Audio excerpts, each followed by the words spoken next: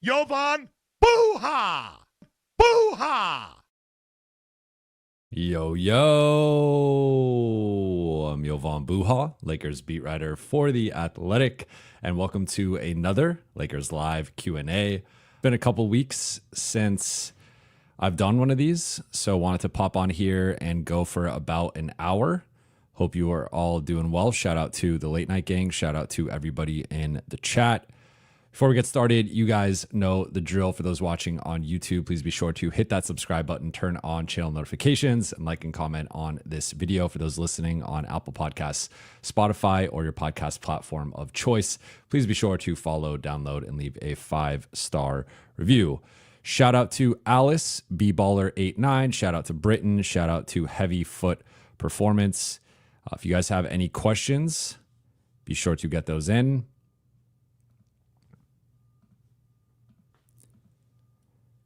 Also, I just posted the link if you guys want to pop in and ask a question on camera.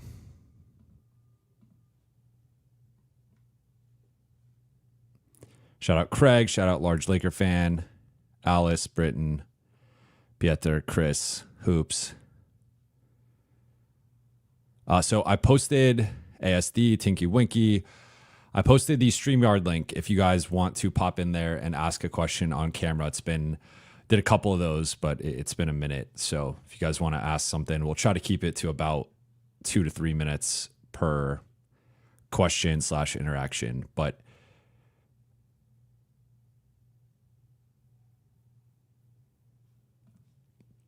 Heavy Foot Performance starts out with, all right, my Lakers fam, I think we should not trade this year. We will need the picks once LeBron is out, unless there's a really good trade.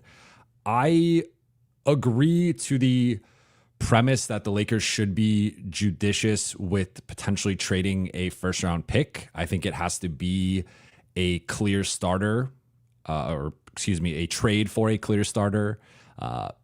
So if it's not a trade like that, I would not just give up a first-round pick, and they only have one first-round pick to trade. I would not give it up for a good bench player or like the 8th guy in the rotation, something like that. So if it's going to be a first-round pick going out, I think it has to be either for that starting center spot, starting wing spot, or if they're doing a bigger trade, maybe getting back another star to pair with Luka long-term.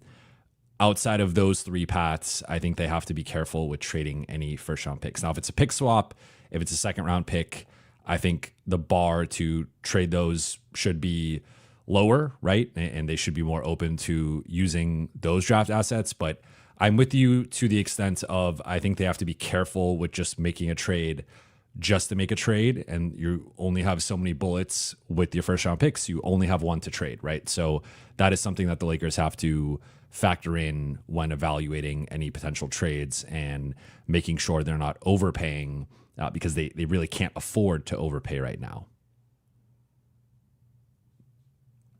ASD says, feels weird that Jovan streamed not after games. I know, it's almost been a month. It's crazy. It's been 3 weeks since the Lakers were eliminated. Craig Osterberg says, who are some of the guards you would go after? To be honest, I haven't really dug into the guard side of free agency. I've been looking more at bigs and wings because I think those are two greater needs for the Lakers. I think looking at the current roster construction, you already have Luka, Austin, and LeBron as your 3 primary ball handlers. You have Gabe Vincent as a secondary ball handler. They could certainly use an upgrade on Gabe. They could certainly use a backcourt upgrade in general coming off the bench. But I have primarily been looking at wings and big men just because I think they clearly need a starting center. I've been arguing that they probably need at least 2 centers, if not 3. And maybe Jackson Hayes is one of those centers. But I think like 2 is probably the minimum I would be comfortable with if I'm the Lakers. 1 is the literal bare minimum, but I think they need at least 2 centers, obviously, going into next season that are rotation caliber, playable guys. I would look to potentially trade for 1 and then use one of the exceptions on 1. The issue then is you also need a starting wing who can defend opposing offensive scorers and the best like 1 through 3 guys. So that guy is going to be difficult to find as well. So the Lakers might only be able to plug a couple of the starting spots with either a trade or an exception, and then use the rest of their roster spots on vet minimum guys. So guards off the top of my head, I did hear Dan Wojcicki mention D'Anthony Melton, and I like that name. Dante Exum, a former Rob Pelinka client, like that name too. For Exum, I view him more as like a fifth guard. I would not want him as like the primary addition. Melton, there's some risk just with him coming off the injury, but I think he's an upside play that, especially for a vet minimum contract, could outperform it. And he was a bit like, people forget because he got injured with the Warriors, but like he was one of their best defensive players to start the season. He was a big reason for that start. I think they got off to like a 14-2 or something crazy, some type of really impressive start for the Warriors. And he was a big driving force behind that before he got injured. So I think he is that type of, certainly a rotation caliber player. I don't think he's quite a starting level on a championship contender, but a good rotation guard that there was some clear downside with it, but for a vet minimum contract, you could do worse than a guy who I think is, fits into the mold of a worthy gamble. So those would be a couple guys off the top of my head. It is going to be primarily vet minimum guys though, because I think a guard is at, unless you're talking about like a Max Christie type, a guy who could step in and be a shooting guard and defend up a bit and down a bit and plug that starting hole. I think it's just more so like another guard into the rotation. That person's at highest the third priority, maybe even the fourth priority, honestly, behind another wing, and I would argue 2 centers. Matt Green, thank you for the super chat. Hey, Jovan, yo, huge fan. I think a great pairing with Luka is Bam. Would Miami be interested in the assets we have? Bam is an interesting one for me. From a talent perspective, from a skill perspective, I see the fit. I think he is smart enough to figure it out. He isn't the conventional fit with Luka in terms of being that rim running lob threat. That's just not really his game. He is much more of a methodical pick and roll player. He's been the hub for Miami at times offensively. I think they are smart enough, like on the defensive side, perfect fit because he is one of the best defensive centers in the league, one of the best defenders in the league.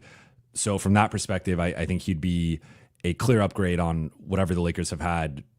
I mean, outside from of AD, he's an upgrade on Eddie Sutter that they've had in quite a while, right? So I see it there offensively. I don't think it's the cleanest fit. I think the bigger thing is to your question, I don't see the asset offer there for the Lakers. Like if you put yourself in Miami's shoes, and I made this point recently on a mailbag, like why would they trade for Austin Reaves when they have Tyler Hero? And there are some similarities there. There are some differences there, but in general, they are similar types of players. And Austin's 2 years older than Tyler Hero, and he's only 1 year younger than Bam Adebayo. So I get if you want to go down the route of, well, should Miami just blow it up? They're on the treadmill of mediocrity. They're going to be like a 6 to 9 seed for the foreseeable future. Sure, I can entertain that argument, but trading Bam for Austin Reaves is not like resetting Miami's timeline. It's not getting them like a 22-year-old blue chip guy. Like Austin is about to be in his prime. And so he's on essentially the same timeline and trajectory as Bam from a prime perspective. So it's not like you're resetting the clock for Miami, and you can only offer one pick. So even if you throw in something like, you got to match the money, which off the top of my head, I think he's Bam's at around like 37 million. So with Austin, he's going to be making about 14 million. So you could do something like Austin, Rui, and some additional salary, or Austin, Gabe, and Kleba, and Dalton, and like a first. Like that's maybe the most, you give them a couple of expiring contracts, Austin, Dalton, and a first. I still don't think that's enough for Bam. And I think that if they hold a bidding war for Bam Adebayo, they're going to get a better offer than that, which essentially to me boils down to Austin, Dalton, and a first. I think if you say Bam Adebayo is available, you're going to get better offers than that. And I think anyone that goes after Giannis and doesn't get him, you can get Bam for 60% of the price, maybe 70% of the price of Giannis. So I think I would just go do that. So if I'm San Antonio and I'm dead set on getting an all-star, high level big man, you could go get Bam for much cheaper than Giannis. If you're Houston, Houston, I think it makes a little bit less sense because they need that like number one guy that Bam is not. In San Antonio, I think you could talk yourself into Bam plus Wemby plus Fox as a trio. But I just think if Bam is really available, there's going to be a market for him. And I think the market is going to be higher than Austin Reaves plus a first round pick.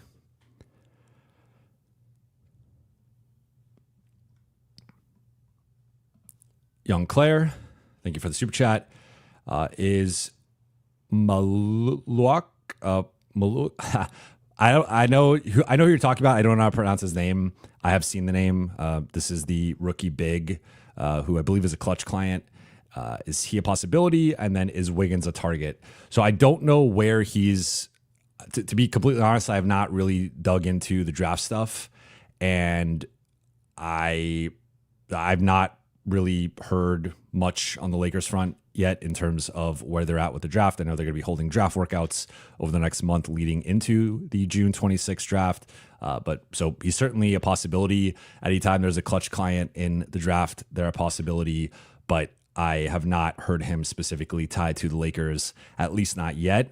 In terms of Wiggins, I think Wiggins, if the Lakers are looking to address the wing need on the trade market, Wiggins is a guy that I like a lot.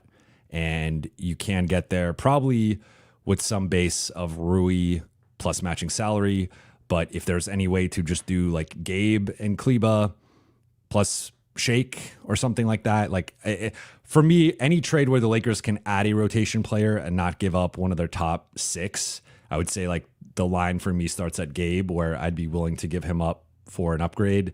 If you can keep the top six and just add to it, or top five, I guess, because we're removing Jackson from that. Like the closing lineup, right? Like the centerless group. If you can keep those five guys and just add to it, I'm all for that. So I have not heard specifically Wiggins, but he is the type of target that would make sense for them. Keon Park, thank you for the super chat. 3 weeks of no Lakers, 3 weeks of Buha lives I missed to watch. My fantasy trade would be Giannis, Brooke, and Bobby of the Bucks to the Lakers next to Luka. At least get Brooke and Bobby. Well, I think at that point, like those guys, so Brooke's a free agent, so that's something that would have to be worked out, whether that's a sign-in trade or him just signing with the Lakers. Bobby's under contract. Giannis is under contract. I don't think you're going to get all three. I've said, like, you never want to say never with the Lakers because I think most people would have said the Lakers could not get Luka, right? And that trade came out of nowhere. At the same time, they had an Anthony Davis and an extra first-round pick and a Max Christie to trade. They don't have that type of package available right now for a Giannis. So, like, I mean, if I just said Austin Reaves and Dalton and a first is not enough for Bam, I don't see that being enough for Giannis, to say nothing of actually getting to the salary and matching it. Brooke is an interesting one. Like, he doesn't fit with Luka from the pick and roll vertical lob threat. He's older. I believe he's 37. He's slowed as a rim protector, can only play drop coverage defensively, so that doesn't fit within the Lakers switching scheme that they deployed, or even having their bigs play up to touch in the pick and roll. I like Bobby. I do view Bobby more as a high-level backup than a true starter because I think there are some defensive limitations with him. So I like him depending on what the cost would be. But I would say for now, I would say Giannis is off the table realistically, unless he demands to go to LA. I think that's the one way he would have to come out and say, I only want to play for the Lakers and facilitate it that way. Otherwise, I just Lakers cannot make a serious offer compared to what Houston and San Antonio or even an OKC, if they wanted to get involved. Like there are multiple teams that can make much more serious offers than the Lakers. For Brook, I would not have him near the top of the list in terms of center targets, but he might end up being there depending on what happens on the trade market. And then Bobby, I could see him being available if the Bucks just tear it all down and say we're trading Giannis, we're trading everybody. It doesn't, we're just trying to get assets back. But for now, I would say like Brook or Bobby would be more realistic, much more realistic than Giannis, but like relatively realistic depending on which way the Bucks go. But I don't see them getting both. And I think those two guys are not collectively good enough defensively for what the Lakers ultimately need. David Furman, would you trade AR for Gafford and Christie? I wouldn't. And the Austin trade questions always get very divisive, and I get it. He is a polarizing player for many. I think the bigger thing is, would the Lakers do this trade? And they would not. I've reported this multiple times. Other people have reported this recently. Like, the Lakers are not looking to trade Austin. The bar for trading Austin is higher than a Gafford or even a Gafford plus a Christie. So like we need to be talking about a top 50, top 40 type guy, and neither one of those guys is in that conversation. So I do not see, regardless of my perspective on it, the Lakers are not going to do that. Young Claire, thank you for the super chat. I think Rui actually has a chance to get moved 1 to 10. Rui to me is the pivot point with the Lakers offseason because it's hard to make a substantial upgrade without including him, both because of salary and because of his trade value. And I think if we're being honest, I don't think the quartet of LeBron, Luka, Rui, and Austin is good enough defensively. And I think the Lakers have telegraphed that they believe in Luka, LeBron, and Austin as pillars of the organization. That to me would indicate them keeping them and starting them. And there's always exceptions, and we don't know yet what LeBron is going to do, though all indications are he's likely going to be staying. So through that lens, I think the optimal way to configure the starting lineup is a center and then a multi-positional defensive wing who is better than Rui on the defensive end. And you're probably going to take a step back offensively because Rui is a good offensive player and it's hard to find someone to replace that. But just looking at that quartet defensively, even if you add a good defensive big, a good rim protector, they were able to smoke and mirrors it a bit in the regular season. And they had the stretch of being the best defense in the league for 24 games. So that did include Max Christie for part of it. It did include AD for part of it. Jackson was playing the best basketball of his career, and they were relatively healthy during that stretch. Vando came back during that stretch. So like there's a lot of factors working in their favor. It was a tough stretch. Like if you actually look at the stretch, it was a very difficult stretch. So the fact that they were able to be the best defense in the league over that stretch included multiple road trips, it included the Luka trade. Like it was a very remarkable stretch from the Lakers. But I think there was an element of fool's gold that it did not sustain deeper into the season. It did not sustain into the playoffs. And I think they need to look at potentially, I think, changing the starting lineup. And then it's a conversation of, is it Rui as the sixth man, or is it Rui as the guy going out and you're using that to go get the center or to go get the wing? And you could potentially, depending on what LeBron does or what you do with some of your salaries, you could open up that non-taxpayer MLE, but now you're hard capped at the first apron, so you have to make sure you're under that. Or you can use the taxpayer, and then you have the trade chips of Rui, Gabe, Max, Dalton, and a first, and those are your primary trade chips. So to answer your question, right now, I would go like a 5.5. I think it's maybe more likely than not that Rui is traded, but I think it is pretty close to 50-50 right now. Young Claire, you are running the super chat game right now, my friend.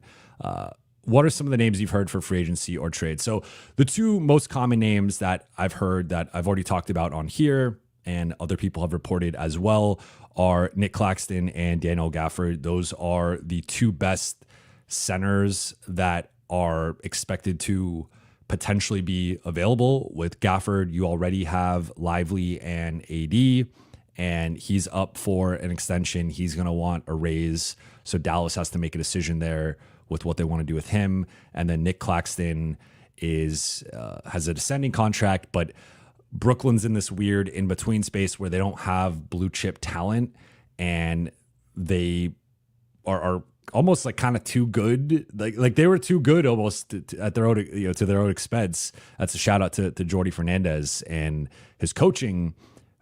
But like they need to pick a more clear direction and get some better young players and assets. And I think if Nick Claxton were to become available, they would potentially get that. So those have been the two guys I've heard the most. You've heard Brook Lopez, Clint Capella, Steven Adams, the primary guys on the center market.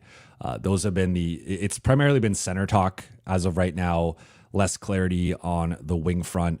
Bruce Brown is another guy that is going to be available in free agency that the Lakers have had interest in multiple times, coming off the Denver run before he signed with Indiana, and then again when he was in Toronto before he was traded to New Orleans. So that's a name that could be, depending on where he's at. Is he a minimum guy? Is he a taxpayer MLE guy? I think he's a non-taxpayer guy that probably takes him off the Lakers board, but depends where he's going to be. Daron Sharp is another guy I've heard linked to the Lakers.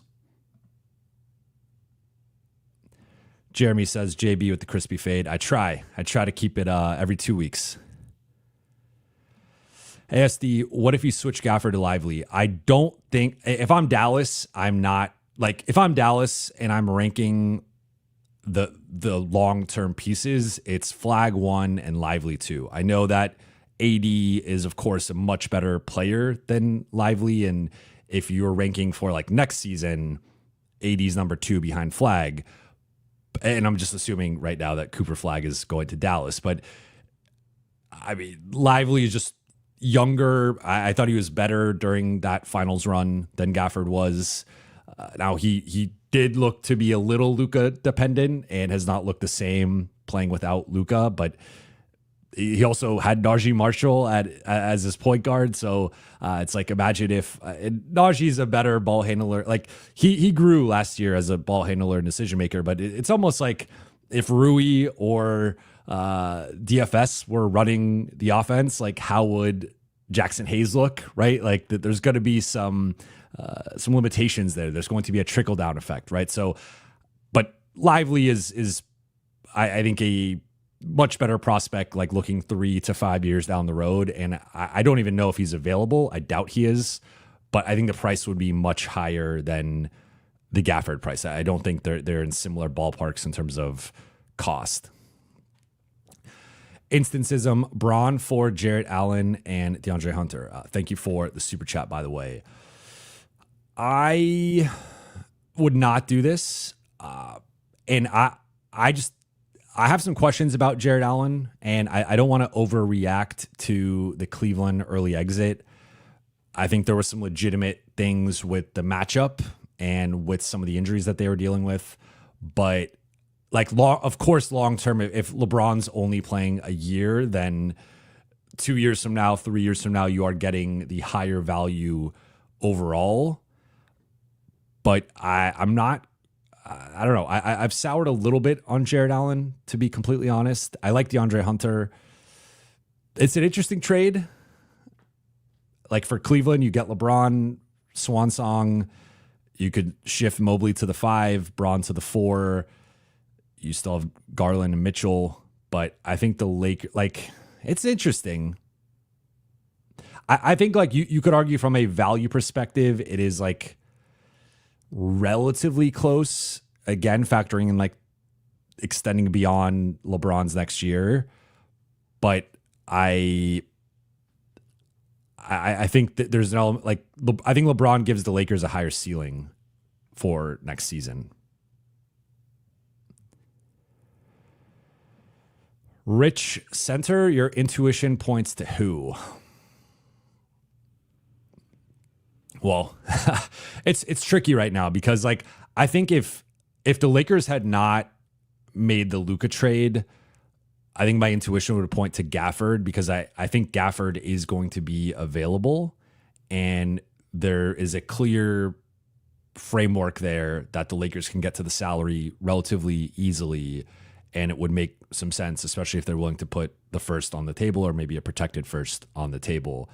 However, given the baggage with the Lakers and Mavericks and all the backlash that Nico Harrison and the organization got for the Luka trade, I don't know if them gift wrapping a starting level center to the Lakers and helping Luka out in that manner, even if it is a relatively fair trade, would go over well with the fan base. And as ridiculous as that sounds, and most teams operate regardless of what their fan base thinks, and just disregarding it to some extent, which is can be unfortunate. Clearly, in the case of the Mavericks, I still think that they, from like a PR perspective, that there's an element of just you got to be careful with that. So I would say right now I would lean either Claxton or Clint Capella. I think there's a big gap between those two. I would much rather have Claxton than Clint Capella, but Clint, either for the taxpayer or potentially part of the non-taxpayer, they don't have to get to all of it, depending on where his market is, or trading for Claxton. So I think right now those would be the two front runners for me. I think Gafford could be in there if Nico really is willing to play ball and look at it objectively. I just don't know optically if they could handle another trade with the Lakers, especially if it's like Gabe. I mean, if it's Gabe, Dalton, and a protected first, similar to the Mark Williams package, maybe a little bit less. You are getting a guard, which you need a guard with Kyrie out and just not having guards on your roster. Gabe is an upgrade over, I mean, it's just Gabe and Spencer Dinwiddie right now in the backcourt, and I guess Najee Marshall. And then you're getting Dalton, you're getting a pick. Like, I think that's pretty close to fair value, in my opinion. Jeremy, thank you for the super chat. Nets, Ivy, Simone, Rui, Gabe, LA first, 2 swaps. Pistons first, swap. Pistons, Austin, Claxton, LA, 3 swaps. Okay, I'm trying to follow you here. The punctuation here is throwing me off a little bit. I'll be honest. Lakers are getting Johnson. I'm guessing Cam Johnson, Asar Thompson, Jalen Duren, and Sasser. Okay, the Pistons are getting Austin, Claxton, 3 LA swaps, and LA second. And then the Nets are getting Ivy, Simone, Rui, Gabe, LA first.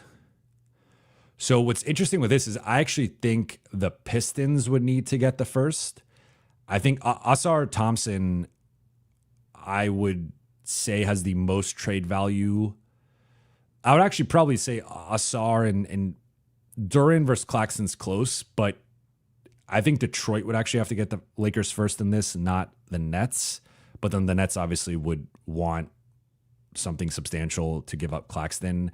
So I think the Lakers would assuming you're saying Cam Johnson here, basically giving up Austin, Rui, Gabe, and a first for Cam Johnson, Asar Thompson, Jalen Duren. That's interesting. Like, you're getting much younger, and I think Jalen Duren is a guy that showed a lot of promise this season, a lot of upside. He's a beast. Asar might end up being the best Thompson twin. I would still bet on Amen Thompson being the best, but Asar, I think, showed a lot of growth this season, and they're similar types of players. And then Cam Johnson, I really like, and I advocated the Lakers trading for him. So I think the Lakers would consider this. My guess would be Detroit and Brooklyn both say no. I think the Lakers only have 1 first to trade. And for the Pistons, I don't think Austin alone is enough for them to give up Asar and Duren. So, but I like where your head's at. because you also have to think about it from the Pistons side. Like they just made the the first round. They had a competitive series with the Knicks. It almost won 7. And if you are swapping out Thompson and Duren and bringing in Austin, I don't know if you're necessarily getting better. You're losing arguably your best. I wouldn't even say arguably. You're losing your best perimeter defender and your best interior defender. And so you're getting smaller, you're getting less athletic. Austin is a better player than either player, but like from a roster, I think you have to look at the roster construction here. I think that's a step back for Detroit.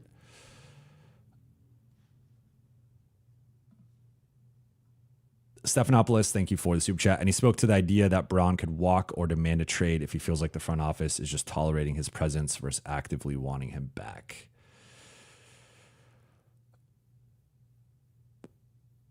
I don't think so. I think there's always a chance that LeBron can walk, as we've reported at The Athletic multiple times. And it's not just been my reporting, it's been Sam Amick's as well. The relationship has been a little frosty at times. It hasn't always been the warmest over the past couple of years. But I think LeBron is, I've said it before, I think LeBron's going to be a Laker next year. I think it's just a matter of, is he opting in or is he opting out and re-signing? Now, the one thing we've heard from sources close to LeBron and close to the situation is that it is unlikely that he's going to take a pay cut. And last year he took about a $2.7 million pay cut to help the Lakers stay under the second apron. So maybe he takes a similar haircut if it's that close to the first or second apron. But for him to take for him to like the level of pay cut he would have to take for the Lakers to reasonably have the non-taxpayer MLE would be something like 15 to 20 million. That I do not see happening with the current information. So I think the most likely scenario right now is either LeBron opting in or him opting out and re-signing on a 1+1 to give himself some more flexibility, maintain that no trade clause, and that number's probably close to around 50 million ish. So again, maybe it's a little bit of a haircut, a little bit less than the opt-in, but not enough to substantially change the way the Lakers build their roster. Stephanopoulos, what do you think about Dalton for Keon Ellis? Thanks. I like that trade, to be completely honest with you. Just from a fit perspective and a win now perspective, I think longer term, you could talk me into Dalton being a better player and having more upside, and I see it. But I think Keon Ellis as a relative, I would say average sized shooting guard, can defend multiple positions, can be around a high 30s to 40%ish 3-point shooter. I think in terms of his ceiling, like it's just hard to find that type of guy on a sub $5 million contract. So I know his contract's coming up and there's going to be some decisions to make with him, but in terms of like who could help the Lakers win next season in a more impactful way, I think it's Keon Ellis, just because I think Dalton is going to get better next season, and maybe his offense keeps him on the floor in a way that it couldn't in the playoffs. But clearly JJ had major reservations with Dalton's defense and some of the decision making. So through that lens, I think Keon Ellis is more of a win now player and a potential cheap 3-and-D guard or like small wing that could slot as like your 8th or 9th guy, compared to Dalton, who like could maybe slot as your 8th or 9th guy, but is purely a bucket getter who I think is a little bit, aside from even the defensive challenges, I think is a little bit more inconsistent than you would like up to this point. Maybe that changes over the summer. Maybe that changes going into next season, but I think Keon Ellis is more of a win now type player. G Isobar, thank you for the super chat. What do you think about Bol Bol and Kevin Porter Jr.? I'm not a big Bol guy. I've never been a big Bol guy. Like, I guess for a minimum contract, you could do worse. He's better than Alex Len. He's better than Markieff Morris, though Markieff Morris was under contract more so for his relationship with LeBron and Luka and his locker room presence and being a veteran, being a former Laker champion. So there's some more context there and circumstance with Markieff. Bol, like I think he's been given some opportunities and he's just never quite put it together, and he's been something of like a garbage time all-star. So I just don't like, I see the physical gifts and the tools. I just think at this point he's been given enough chances where if it was really there, it would have clicked. Like I think one thing, there's always these guys that people latch onto with potential and upside, and you got to remember that these guys are practicing every day in front of the coaching staff. They're scrimmaging, they're going through drills and stuff, and these teams have insight into these players. And if you just have, Bol's like what, 7'1", 7'2". If you have this guy with he's been compared to Wemby, which I think is blasphemous, but like with some type of guard-like skill at that size, you would think that player, every team would be like dying to have that player on their roster, to play that player, but he just has not put it together for whatever reason. So I'm largely out on Bol. I think, again, if it comes down to like Alex Len or that level of player versus a Bol, I'd rather just roll the dice with the Bol, but I just don't really know where he fits into the current NBA. KPJ, I like. There is we'll say problematic recent history with him. And that's something that from a PR perspective, you would have to manage. And I guess it kind of went away in Milwaukee, but former Trojan.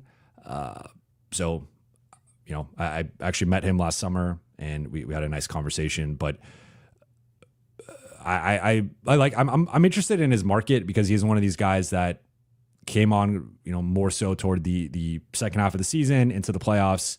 And because wings are so important in today's game, is he a guy that could get a partial non-taxpayer MLE? Is he a taxpayer MLE guy? I'm not quite sure. There are character and off-court concerns, we'll say, and questions with him that teams will factor in, and maybe that deflates his league-wide value, but he can ball, right? Like he is I think he's clearly a rotation level guy. I would say more of a bench guy, but like you can do worse than him for a minimum contract, a taxpayer MLE.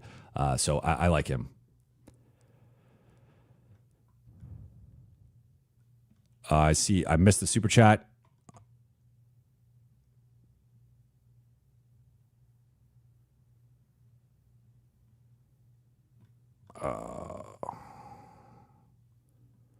Where's your super chat? Oh, flying. My bad. This is actually the first super chat. My bad. Flying Regine Dex. Hey, Jovan, how do you feel about trading Vando? I've made this point before, and I actually got aggregated on it, and I really hope the aggregators don't come for me on this one again. But in the conversations I've had with people around, like non-Lakers people around the league, Vando is largely viewed as a negative contract because he's got 3 more years left. And I think if, for example, he was a free agent this summer, we're probably talking about a vet minimum guy, maybe a taxpayer MLE guy at most, right? So I think, at least, again, I don't talk to every team, every front office, every agent, etc. But I do have the ones that I talk to consistently. And anytime I bring up Vando, there is a skepticism about his offense translating to a playoff rotation and him being a playoff. Like I think people are honestly lower on him on both sides of the ball than I think the Lakers are. But that is a consistent thing, is like, I think there's a more negative perception that to me is honestly unfair. I think Vando is better than his perception, but the inability to sometimes catch the ball in traffic, to finish in traffic, the I think he wasn't quite as good defensively this past season, though part of it was coming off double foot surgery, so you had to factor that in. Some of the maybe physical limitations that he had. So long story short, I would be open to it, and if I were, I mean, like Kleba's the guy you want to trade among the guys in that salary range. I think Gabe versus Vando is more of a conversation based on Vando having 3 more years. I would maybe want to get out of that compared to Gabe and his expiring contract, but I would be open to it. I guess it just depends what you're getting back. I think the bigger issue is I don't think there's much of a market for him, and you got to take on 3 more years, right? So I think it has to be a team that's very high on Vando.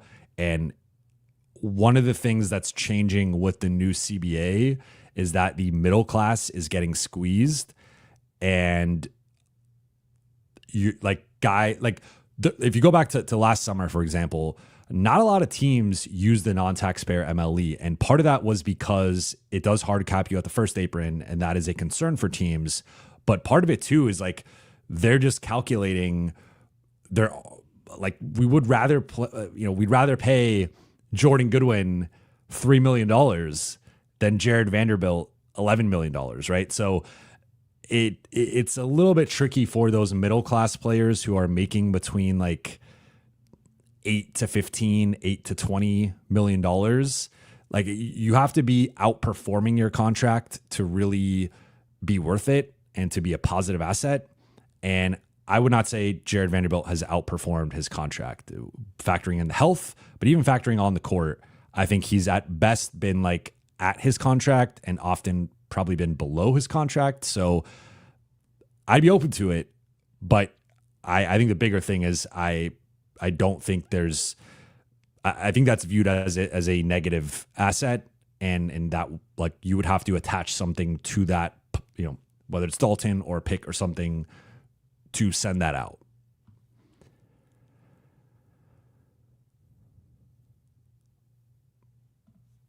Gorilla, what's the worst lesson the front office can take away from these Final Four teams? I like this question because this is a callback. Thank you for the super chat. This is a callback to, I just did a last episode of Buha's Block was about one lesson the Lakers can take away from each of the 4 conference finalists. And I tried, like, there are multiple things you could take away from each team, and there are some overlapping things across all of the teams, right? Like I look at Indiana and OKC, they both have deep rosters. With OKC, I want more identity driven because their defense has been historic and it's been something that they can rely on, and it's something that they do better than anybody else. And I think that is an important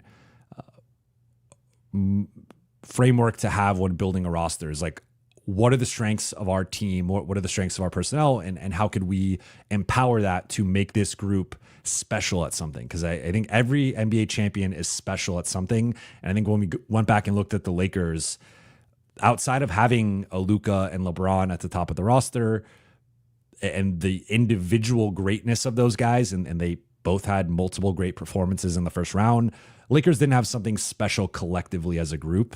And that is something that they're going to have to figure out going into next season. So I would suggest you all check that out if you've not checked that out yet. Obviously, don't click out right now, but listen to that last episode of Buha's Block that dropped yesterday. In terms of the worst lesson the front office can take away,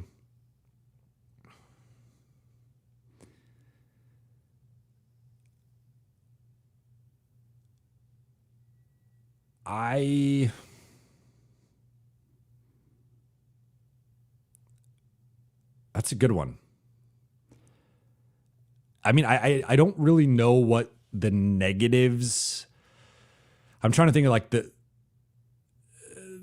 push, like, because one of the things I think of immediately is like OKC didn't go for it this past trade deadline, in terms of like they have a bajillion picks, they have tradable contracts, they could consolidate their depth and upgrade the roster. Like, there was murmurs about, are they going to trade for a Cam Johnson to add a level of shooting and maintain their overall front court size? And like, could they consolidate a couple of guys with a pick or two and get even overpay for like a Cam Johnson. They didn't do that. Like, so none of these teams made big moves in season. They all made big moves in the off season with, so I don't know. I'd be curious what you guys think in the comments. What do you think are negative lessons to take away from these teams in the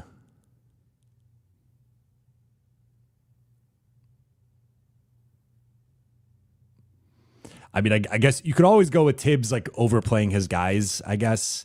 If I wanted to go like one by one, I think OKC, like just standing pat and betting on your talent, it might work. But I still think they have an opportunity to win a championship. And if they don't, I think you can look back at not making a more aggressive move as like the final thing that would have put them over the top indisputably.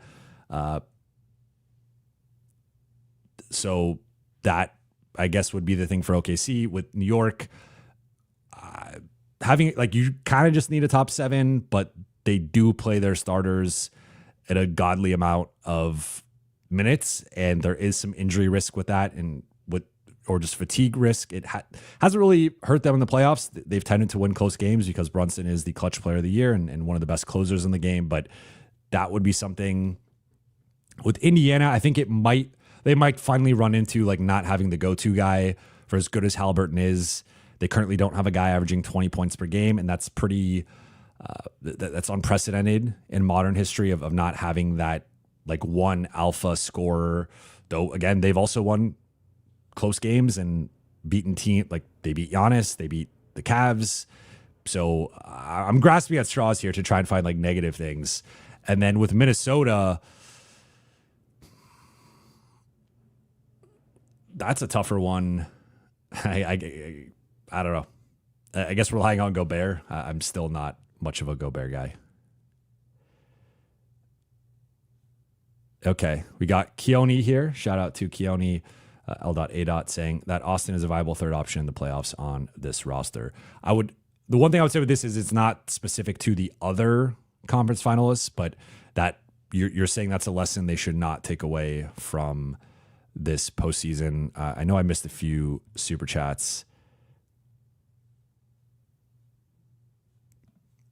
G Isobar again, thank you for the super chat. What about adding Zaire Williams and Day'Ron? I like both guys, so depending on the price, I'd be open to it.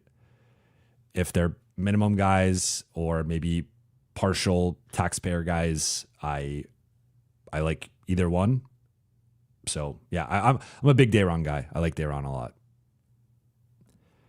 Flying Regine again, thank you for the super chat. Any word on Time Lord? How's the fit with Lakers? I've not heard him since the trade deadline. I like him, and the thing I like most about him is you could potentially get there with Kleba and Shake and keep Gabe, keep Dalton, keep Rui, and just add him, and he can be that starter that's like 22 to 26 minutes a night.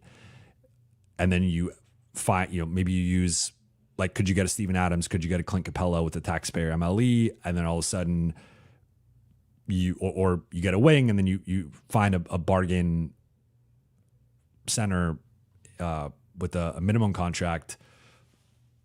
I think he fits well on both sides of the ball. He's a good rim protector, good rebounder, and a good vertical lob threat. The big issue with him is the health, and he just has a horrible track record of staying healthy, and that's why I would be hesitant to. I think he's worth more. Like, I would not give up a first round pick for him, but he's also worth more than like a crappy Lakers second round pick. So it's somewhere in between there. Like, ideally, maybe the Lakers can flip something for a middle asset that they could give up for him. But I like him a lot, especially if it's the right price and you can keep the rotation and just like, essentially, if you think about it, like if you add Time Lord and another wing for the taxpayer MLE and then like a minimum center and Jackson, and then it's like Time Lord, LeBron, wing X, Austin, Luka, and then your bench is Dorian, Rui, Jackson, or Gabe, Jackson, Center X, and Dalton, and Jordan Goodwin, and Bronny, and then a couple other minimum guys. It's like, I like that roster a lot more because you're keeping the top 7 intact and just adding Robert Williams to that. I didn't even mention Vando, who would still be on there. So like, I think the depth is much better in that case if you can find a trade to basically just take the non-rotation guys and move them, and then add someone with an exception, find a value minimum guy or two. Now all of a sudden, I think the roster makes a lot more sense. But huge injury risk, like that's the big thing with him that you have to weigh. But again, if you're giving up Kleba and Shake, it's like, I would much rather take the gamble on Time Lord staying healthy or even playing like 60 games. Miguel, thank you for the super chat. Hoping for an uber athletic center rotation next year. Clax, Jax, that rhymes. Jericho Sims, two-way Kai Jones.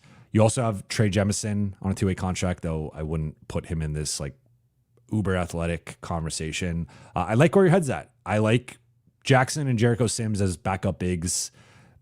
Fine with me. I thought Jericho had some flashes with Milwaukee down the stretch of the season. I've already been on record saying Claxton I'm a fan of, and I think is probably the best realistic center target available. So I'm with you.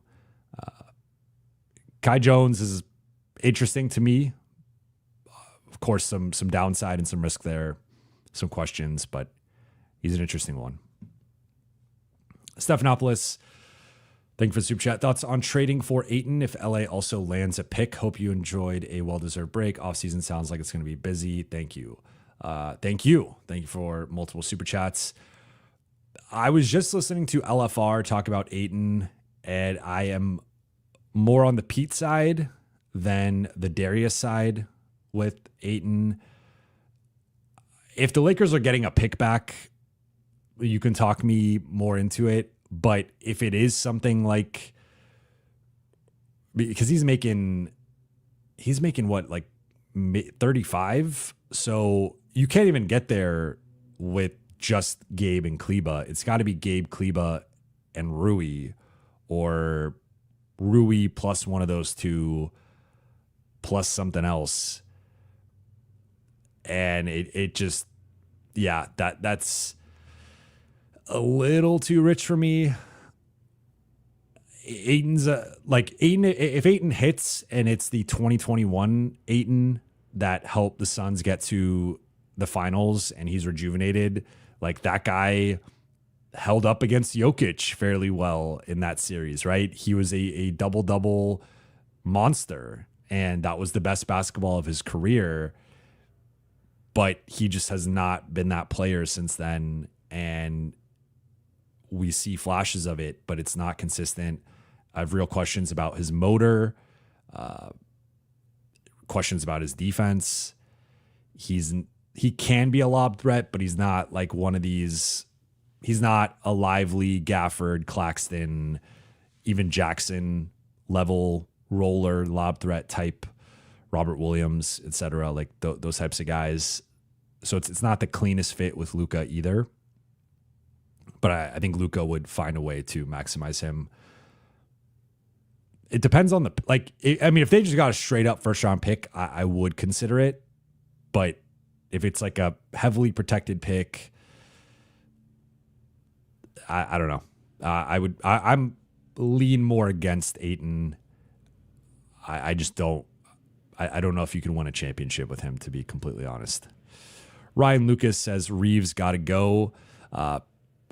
I hear you, and I know there's a lot of Austin frustration, and I know a lot of people want to drive him to the airport.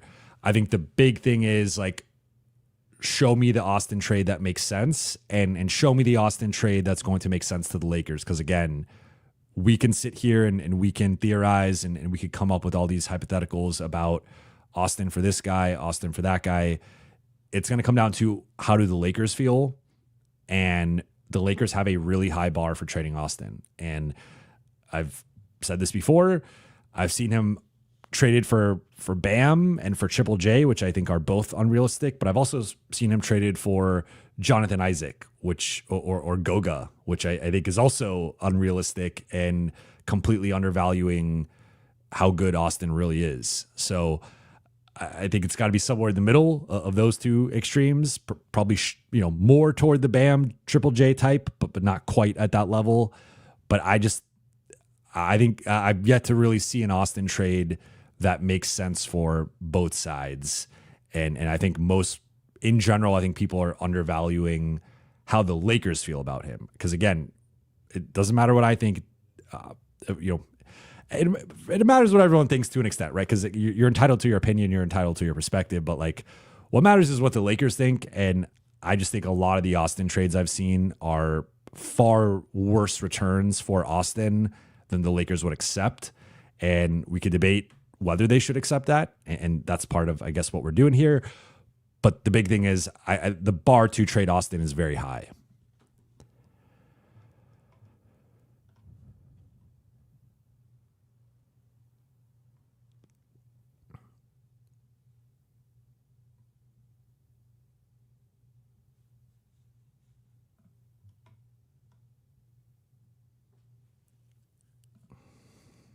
Jan, thank you for the question here. What is the cap situation if LeBron retires? I did a mailbag question on this, but I will answer it quickly. Based on my rough calculations, and I did go through with the Lakers contracts, and it just depends on, there's an element of like what happens with Dorian and different things. But whether LeBron leaves or retires, they would have somewhere between, it depends on cap holds and what they do with Shake. And like, there's a lot of moving parts here in terms of what the Lakers cap sheet would look like. But in general, they would have between 25 to 30 million in cap space. The issue is that if you look at the free agent class, there are not a lot of good free agents. Like 25 to 30 million, you could get in the conversation for a Miles Turner and potentially poach him from Indiana. You could get in the conversation for a Naz Reid.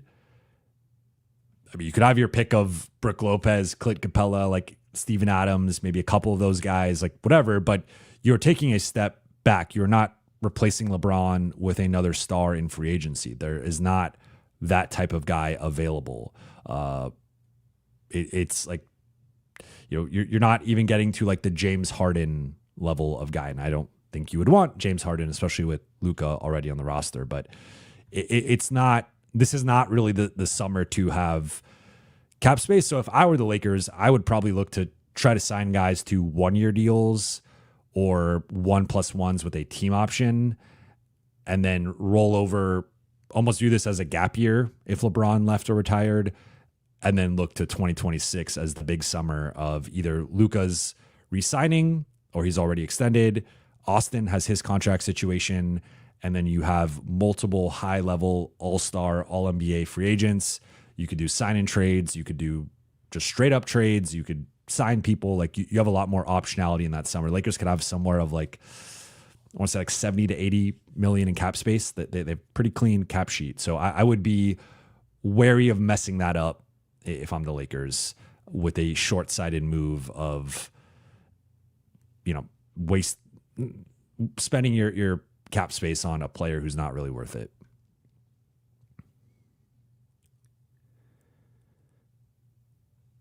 So I see, Jan, you asked that as a super chat, so I appreciate you. Ryan, thank you for the super chat. Ayton and Kamara for Rui, Gabe, Max Dalton, and a first. Maxi, not Max. I would do that. I have heard that the Blazers want like 2 firsts for Kamara, so I think maybe they view Dalton and a first as sufficient. But I think Portland probably says no, to be honest.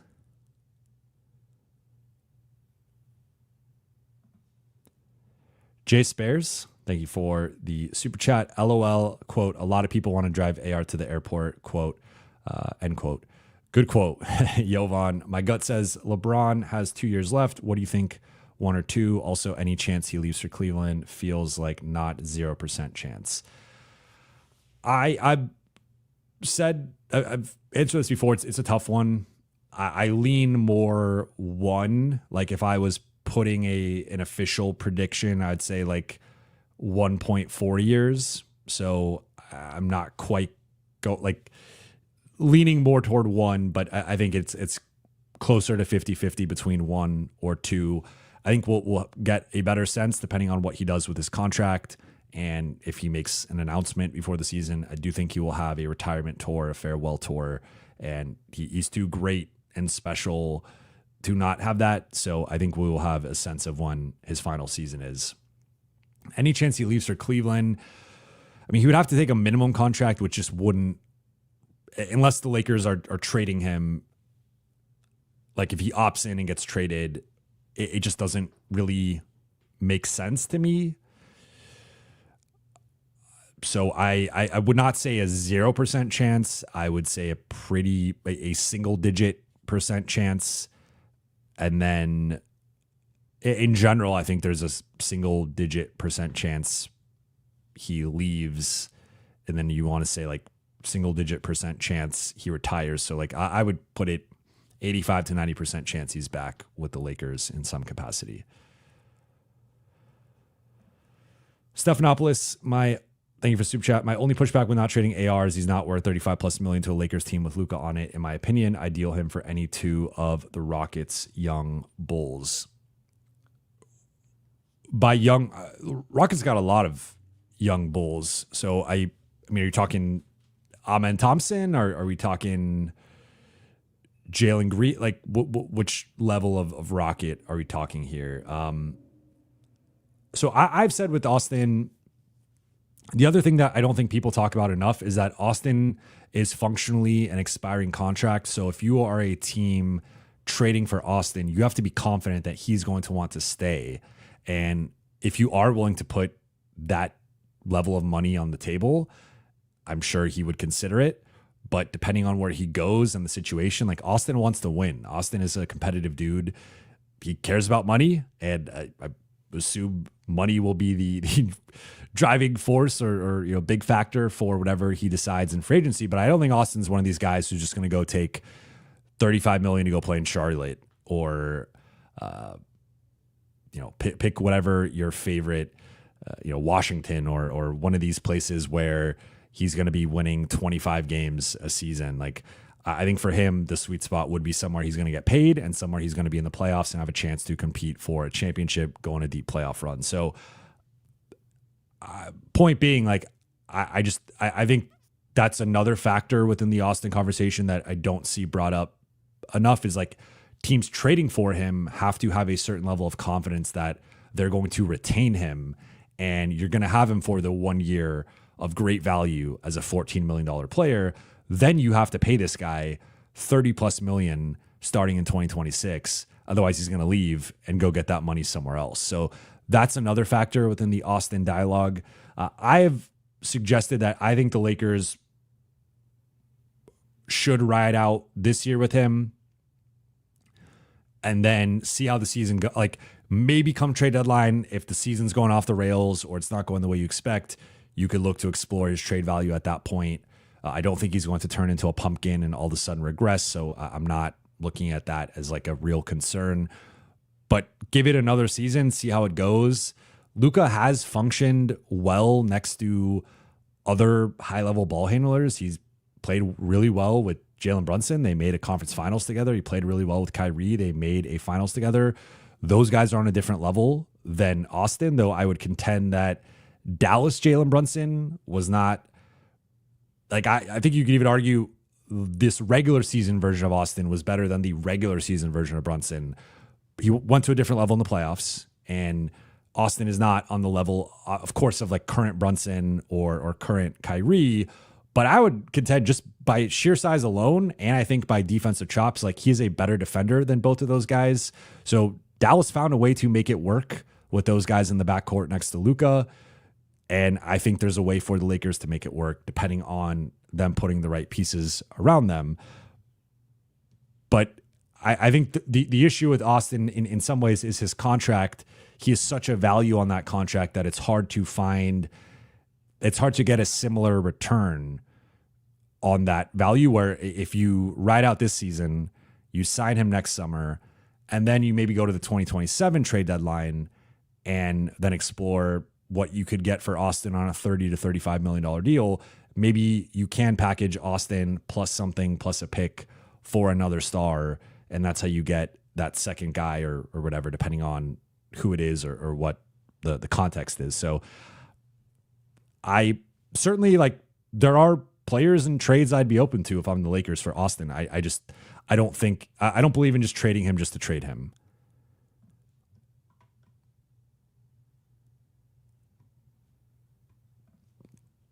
Flying Regine, thank you for the super chat. Let's say we land Claxton and Bruce Brown, in parentheses, Rui, on the move for Claxton. How do you feel about this team then? Also, any wings out there you like? You'd have to give up something else with Rui, so let's just say, for argument's sake, throw in Maxi Kleba. So you start Claxton, maybe start Bruce Brown, I guess tentatively. Something like Luka, Austin, Bruce Brown, LeBron, Claxton. Your bench is DFS, Gabe, Vando, Dalton, Goodwin, and Bronny, and then whatever minimum guys you could add. I mean, I want to say I like it more just by virtue of upgrading from Rui to Claxton and just adding Bruce Brown into the rotation. I would also want to know what other veteran minimum guys you could get, like 1 to 2 more guys. In terms of, I'll bring up the free agent situation here. How about let's go through it. Looking at forwards, because I think it needs to be forwards or shooting guards. I'll share the screen. 1 second.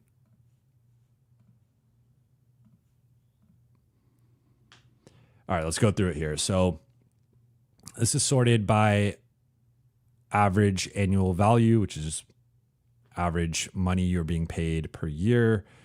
You got LeBron, Chris Middleton, Randall, Collins, and these guys all have player options. So we don't know yet with LeBron. I'm going to assume Chris Middleton is going to opt into his $34 million player option. I'm going. Julius Randle is an interesting one because he's been playing like an All-NBA player in these playoffs.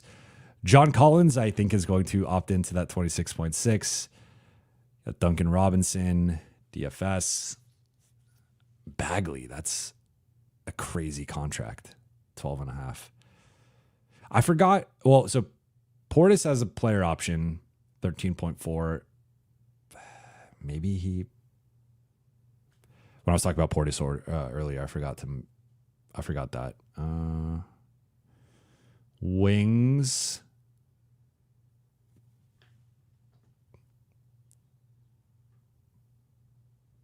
This is pretty dire.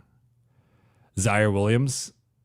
I like Kelly Oubre. I just don't know if he's going to be in the Lakers price range, especially with that $8.4 million. Like, he might as well just pick that up rather than sign for the taxpayer. Bring back Taurean Prince. Anybody? Yabusele for vet minimum contract, I'd be interested in potentially. I mean, if we're LaRavia, I do like Jake LaRavia. I like Nick Batum, though player option. He said next year's probably going to be his last year. I would guess he just stays with the Clippers.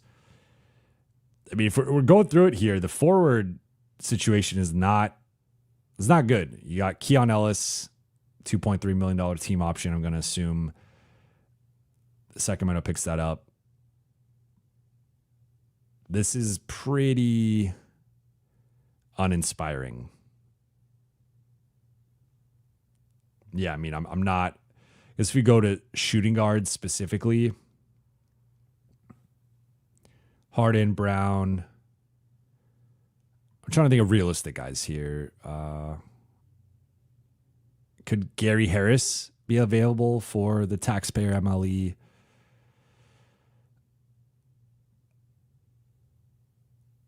Nikhil Alexander. I like Amir Coffey in the minimum to taxpayer MLE range.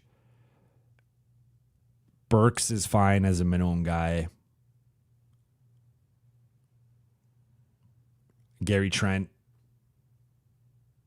Ty Jerome cost himself a lot of money.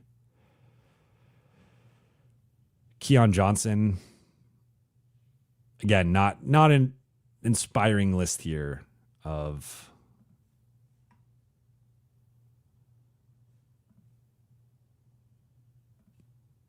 all right. Yeah, I mean, this is not a great list of wings this summer. Enarks, what up, Jovan? What up, Ethan? How you doing?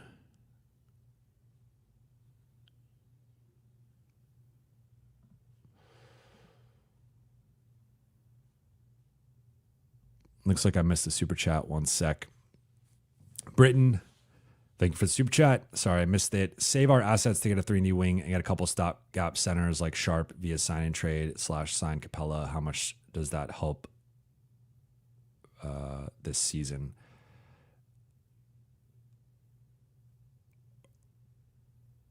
So you're saying, I'm assuming. So one thing, if you do a sign and trade, you hard cap yourself at the first apron. So the first apron rule, like just the apron rules in general, I feel like I'm a lawyer with having to learn all these contingencies. But so if they acquired Sharp in a sign and trade, they would be hard capped at the first apron. Right now, the Lakers are projecting to be about 6 to 7 million under the first apron, and that's without adding with an exception. So if you sign and trade for Sharp and then you also sign Capella with an exception, you're fully hard capped at the first apron, and that's something you're going to have to navigate.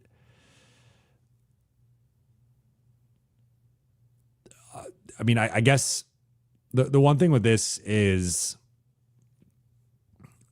the Lakers' expiring contracts could have more value around the trade deadline. The one pushback I always have that I feel like some people don't take into consideration, including, in my opinion, sometimes the Lakers, is that it's great to try to maximize the value of assets. I totally understand that. I think that is being shrewd and prudent, and that should always be the goal. But the Lakers have tended to prioritize in-season trades compared to off-season trades over the last few years. And the one issue with that, and if you go back and look at the end of every Lakers season over the last 3-4 years, or, I guess 2023, 2024, and 2025, there's always this notion of like, we didn't have enough time together. And to me, it sometimes feels like a built-in excuse for the organization to make some big, grand trade at the deadline and then have a 30-game sample with the team. And then it's like either they exceed expectations, like 2023, they go to the conference finals. It's great. It was a successful season, even though you didn't win a championship, which is the real bar for the Lakers organization. But like, you can at least say, hey, we traded Russ. We made these smart moves. We found Rui. We brought back D'Lo. We found Vando, and we made the conference finals. And now we just needed to run it back, tinker a little bit, add Taurean Prince, add Gabe Vincent. Then 2024, it's like, well, we had so many injuries and it was the coach's fault.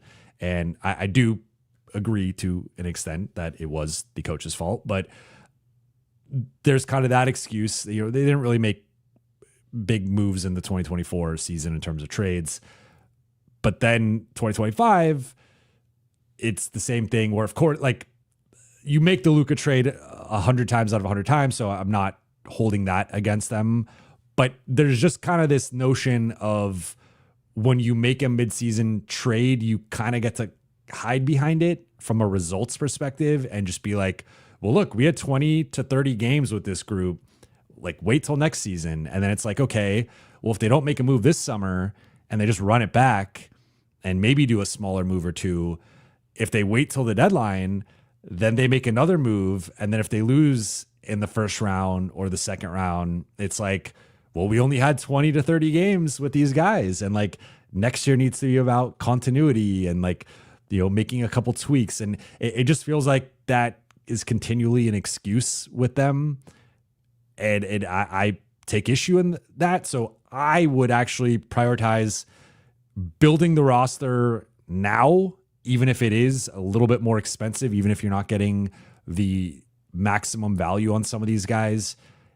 Sure, Gabe Vincent might have more value in February than he does in July, but you're also then going to be playing 50 games with Gabe Vincent as a rotation player and then completely swapping him out from your rotation and changing lineups and your bench and in different parts of your team. So I more so view midseason trades as like a last resort or a second or plan B or C, and building the team you want in the offseason as plan A. And I feel like the Lakers have far too often prioritized building the team at the deadline.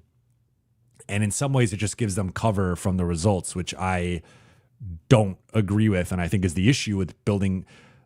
Like, you need continuity. And if we want to look at, again, the conference finalists, none of them made a big trade during the season. They've had their fair share of adversity with injuries. And at first in Minnesota, it wasn't the cleanest fit with Randall. But they have had their rosters for basically the entire season and had a summer together, had a training camp together, had a preseason together, went through their lumps together. Lakers didn't have that. And again, you got good value for flipping D'Lo for DFS. You got great value for flipping AD for Luka. So I'm not going to quibble with the results of those deals. And I think the Lakers handled both of those situations correctly. I just don't think they should rely on every season trying to build the team. Like Rob made the analogy of building, or changing the plane in the sky or whatever he said. It's like, yeah, you should be building the plane in the summer.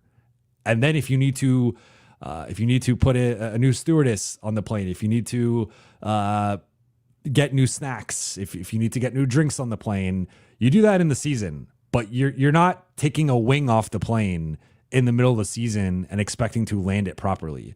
And in this case, that would be winning a championship. So I think if the Lakers just run it back and go into next season with largely the same roster and are like, hey, let's wait till February, I personally think that's a mistake. And I think we're probably going to see similar results where the group will not have enough continuity and they will probably lose earlier than expected. So that's my rant on LA kind of just standing pat.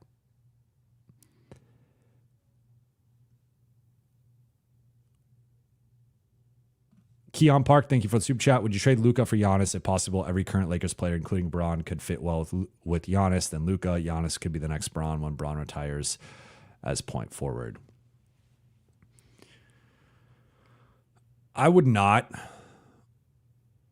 I think you can make the argument. So if you want to make that argument, I don't think you're wrong. And I think there's something to that. I think Giannis is currently the better player. I don't think that's always been the case. I think last year, for example, you could have made the case that Luka was better than Giannis.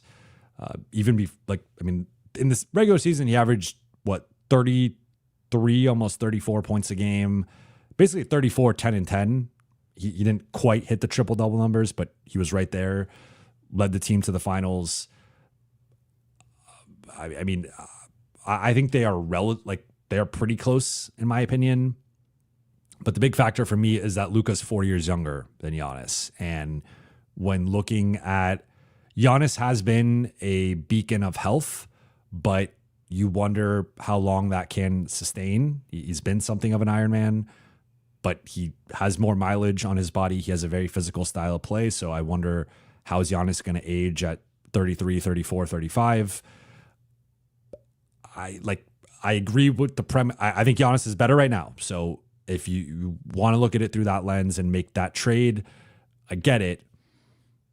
But I would rather bet on the long-term upside and the longer window with Luka, because I think Luka is a guy who should age well, assuming he takes his conditioning and weight more seriously moving forward, which I think he will. Now, teaming them up together would be ideal, right? But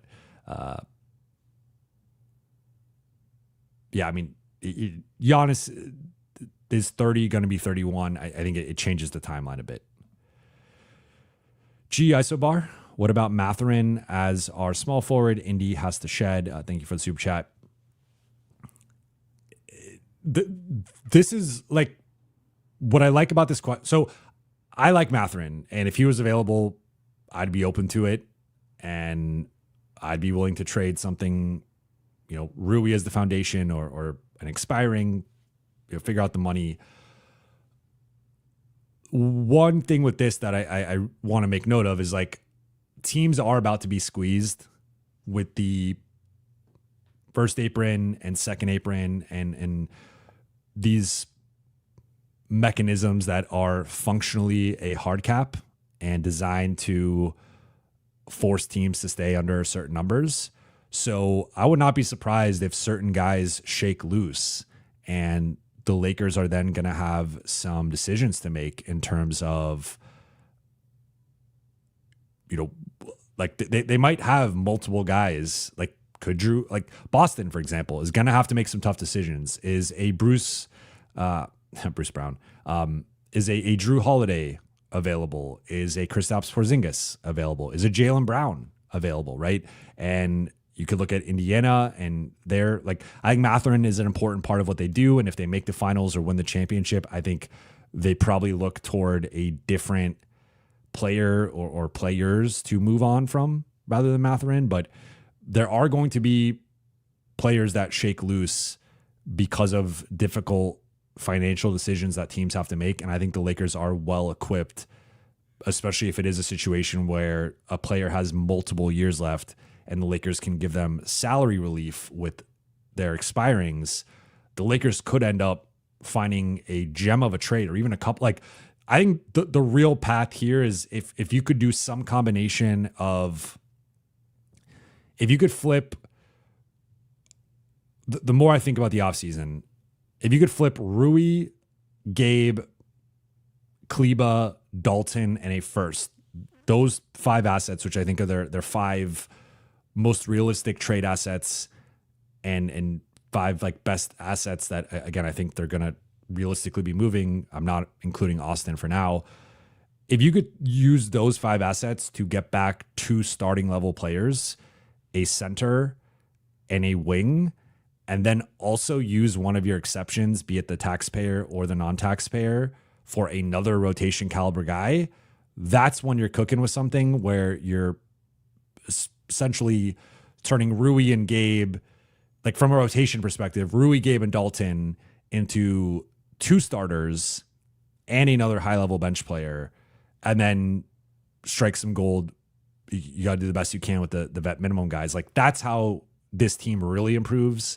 And whether it's a Mathurin or another player that just becomes of it, like, is it a Drew Holiday? Is it, can you get a Claxton and a Drew Holiday? Like, the money's a little tricky, but or a Gafford and a Drew Holiday, like, and then you sign someone, right? Like, that's the path forward, I think, for the Lakers in terms of hitting their upside with this roster build. It's a narrow path, it's a tricky path, but I think that's the way to do it. Hey, Chinani, thank you for the super chat. I'm going to be in LA June 16th and 17th. It would be an honor to meet you if you're free. DM'd you on IG. Okay, I will. I'm a little backed up on my IG DMs, but I will check it out and we will figure something out. Would be great to meet up, and maybe I end up doing the next Buha's Block meetup around that time. About to have my son out here for the next 2 to 3 weeks, so going to be tied up with that in terms of potential meetups. But I believe he'll be back. Or won't be here around that time. So that actually works out perfectly. Fang Charlie, what up? Sup, Jovan? It's great to see you in the late night gang again. Didn't expect to see you live. LOL. Did you have a good time with Helena? See you in a few hours. Yes, I'm going to be doing Charlie's podcast out in China in a few hours. And yes, was just in Mexico from Wednesday to Sunday for a wedding. Shout out to Joey and Tessa. Beautiful wedding. Very difficult place to travel to is San Miguel, which just because of flight connections, and then also it's a bit remote. It was like 2 12-hour travel days, which that part was not fun, but had a great time just unwinding and getting away. Beautiful city, beautiful wedding, and had a great time. Can no longer party like I used to, so the multiple days of drinking, it's been a multi-day recovery, but I think I'm finally back.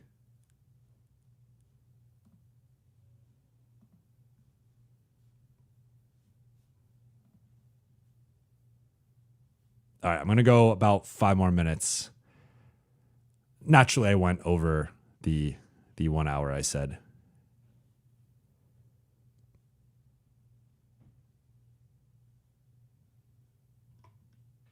Let's see, there's a Giannis Luka argument going on.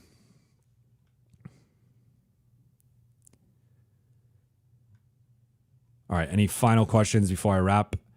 Think I hit all the super chats.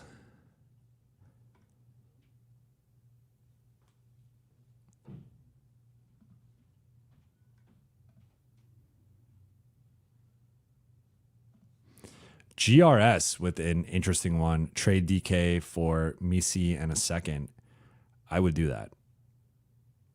I think that, like, in a way, I get why LA took Dalton, and you kind of had to take Dalton based on him slipping. But if they had taken Misi or Da Silva, which are the two guys that I heard they were interested in leading into that, and two guys they expected to be there, either one of those guys fits with the lack of size in the front court. And like, I really like Da Silva too.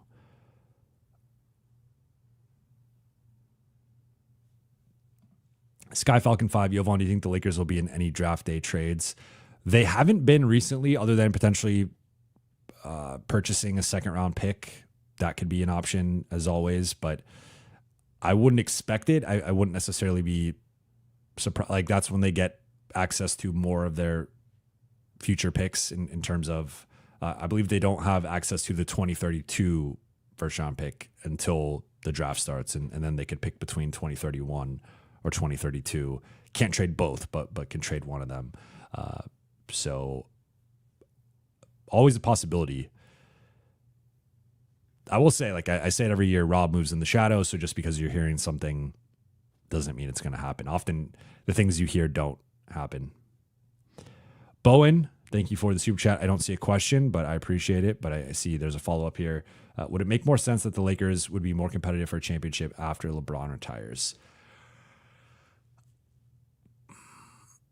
Yes and no. I think it depends how they replace LeBron.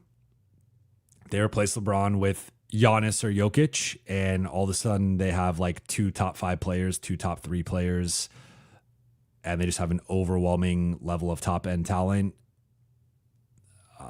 Then I think they're in a better position. If it's just like a depth replacement, and now like maybe Austin's their second best player, but they're a deeper team, I don't know if I still think they need that second guy. So I would say it depends on who that second guy is. But I think there's more optionality, like once LeBron isn't there, just in terms of the salary slot and what they could do with it. And can you add a 30 something $million star and then like a $15 to $20 million player, and all of a sudden the roster's a bit better. At the same time, LeBron is LeBron. He was a top 10 guy this past season.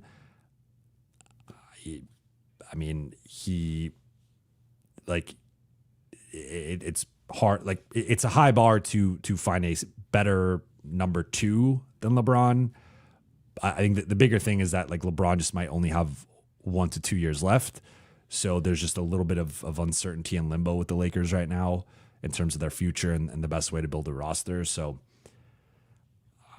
I think they will be better suited to build a better roster, I would say, once LeBron retires. But it's more just due to the financial constraints than anything. White Falcon, any exciting free agent for when LeBron retires? I mean, that would be potentially 2026. And there's a lot of good free agents.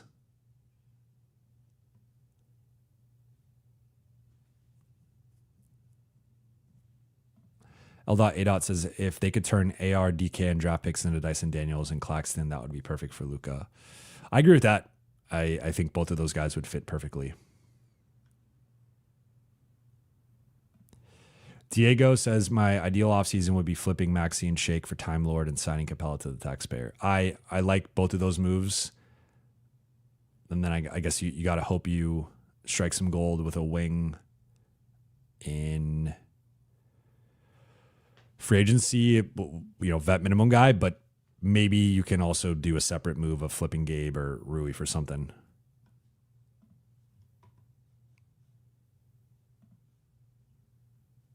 All right, I'm going to wrap here.